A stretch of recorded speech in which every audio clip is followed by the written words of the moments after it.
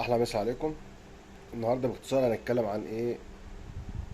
عن اشاره المرور وعلاقتها بالرموز. الرموز، المبينات، العلامات الارشاديه، لمبات الاعطال، اللمبات اللي في التابلو، عربيه، معده، سياره، اي حاجه تقابلك في حياتك، ديب فريزر، تلاجة، بوتاجاز،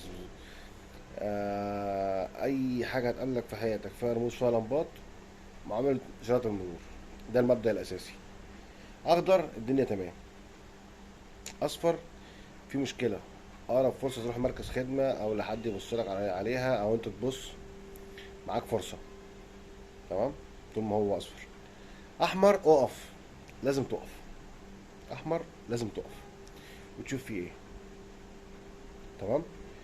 يبقى المبدأ الاساسي في اشارات المرور: اخضر الدنيا تمام زي الفل شغال، اصفر اقرب مركز خدمه، اقرب فرصه لازم تبص قريب على الموضوع وتشوف الدنيا فيها ايه، بس الدنيا ماشيه. احمر اقف. تمام. لحد ان شاء الله ما نرجع الموقع ويبقى عندنا كتالوجات وعندنا رموز، نبدا نشرح ازاي نقرا رمز ونعرف كل واحد بتاع ايه، عشان كمان نبص على ايه. احلى مسا عليكم.